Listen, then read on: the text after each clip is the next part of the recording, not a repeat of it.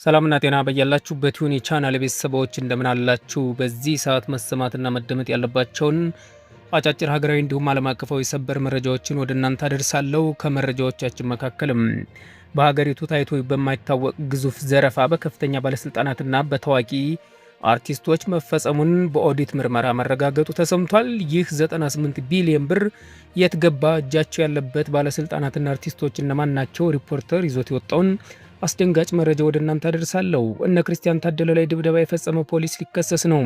በእናቶ ዮሐንስ ቦያሎና ክርስቲያን ታደለ ላይ የሰብአዊ መብት ጥሰት ፈጽመዋል የተባሉ ኢንስፔክተር ድሪባ ሰንበታ በፌዴራል ፖሊስ ምርመራ አጠናቆም ለአቃቢ ሕግ ማስረከቡ ተሰምቷል። ተከሳሾቹና ቤተሰቦቻቸው የደረሰባቸውን እንግልትና ለፍርድ ቤት የቀረበው አቤቱታ ዝርዝር መረጃዎችን እንመለከታለን።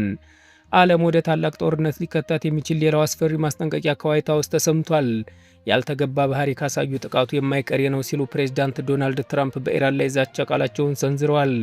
የፓኪስታን አደራዳሪነት የ14 ነጥቡ የሰላም እቅድ የትራምፕ ቁጣ ሊያበርድ አልቻለም። ዋሽንግተንና ቴህራን ዳግም ወደ ፍጥጫ የገቡበት ሚስጥር ምንድን ነው? አሜሪካ በኢራን ላይ ልትሰነዝር ያሰበችው አዲስ ጥቃትስ ምን መልክ ይኖረዋል? ፋክት ፈርስት ዝርዝር መረጃውን ወደ እናንተ ያቀርባል።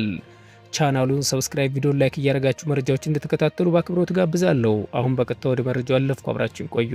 በወጣው የኦዲት ምርመራ ሪፖርት መሰረት ይህ ግዙፍ ገንዘብ የተዘረፈው በከፍተኛ የመንግስት ባለስልጣናትና በታዋቂ አርቲስቶች አማካኝነት መሆኑ ተገልጿል። ምርመራው እንደሚያመለክተው ባለስልጣን አርቲስቶችና እንደ ሽፋን በመጠቀም የተለያዩ ፕሮጀክቶች ስም ይህን 98 ቢሊዮን ብር ወደ ግል ጥቅማቸው አዝረውታል። በዚህ የዘረፋ ድርጊት ውስጥ የታወቁ አርቲስቶች ስም መካተቱ ጉዳዩን ይበልጥ አነጋጋሪ አድርጎታል። አርቲስቶች ከመንግስት ጋር በነበራቸው ቅርበትና በሚሰጡት የማስታወቂያ እንዲሁም የፕሮሞሽን ስራዎች ሽፋን ከፍተኛ ገንዘብ ያለአግባብ ወደ አካውንታቸው ገቢ ሲደረግ እንደነበር የኦዲት ሪፖርቱ ያመለክታል። የ98 ቢሊዮን ብር ሀገሪቱ ካጋጠማት የ93 ቢሊዮን ብር የበጀት ጉድለት ጋር ተዳምሮ ሀገሪቱ ኢኮኖሚ እጅግ አሳሳቢ ደረጃ ላይ ጥሎታል። ብዙዎችም የህዝብ ሀብት ለግለሰቦች መበልጸጊያ እየሆነ ነው በማለት በከፍተኛ ቁጣ ቅሬታቸውን እየገለጹ ይገኛሉ።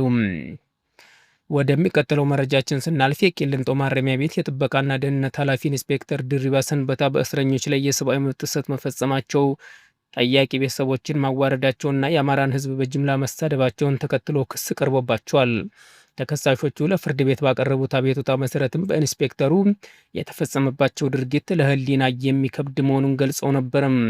ሚያዝያ 22 ቀን 2018 ዓ.ም በዋለው ችሎት የፌዴራል ፖሊስ ጉዳዩን አጣርቶ ለአቃቢ ህግ ማስረከቡን ለፍርድ ቤቱ አረጋግጧል። ከረጅም ጊዜ መጓተት በኋላ ፖሊስ ምርመራውን በማጠናቀቁ አቃቢ ህግ በቅርቡ በኢንስፔክተሩ ድሪባ ሰንበታ ላይ ይፋዊ ክስ ይመሰርታል ተብሎ ይጠበቃል። ወደ ቀጣዩ መረጃችን ስናልፍ በአሜሪካና በኢራን መካከል ያለው ዲፕሎማሲያዊ ግንኙነት ወደ ከፋ ደረጃ መሸጋገሩን የሚያሳዩ መረጃዎች እየወጡ ነው።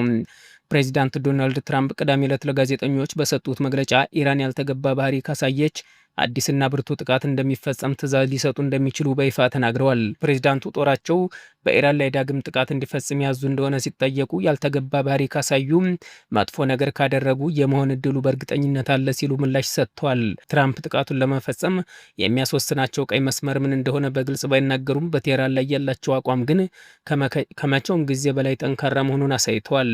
ይህ ማስጠንቀቂያ የተሰማው ሁለቱ ሀገራት ጦርነት ለማስቆም የሚያስችል ነው ያሉትን እቅድ እየተለዋወጡ ባሉበት ወቅት መሆኑን ጉዳዩን አሳሳቢ አድርጎታል። ኢራን ባለፈው ሐሙስ በአደራዳሪዋ ፓኪስታን በኩል 14 ነጥቦችን የያዘ የሰላም እቅድ ለአሜሪካ ያቀረበች ቢሆንም ፕሬዚዳንት ትራምፕ ግን በእቅዱ ደስተኛ ለመሆናቸውን በግልጽ ተናግረዋል።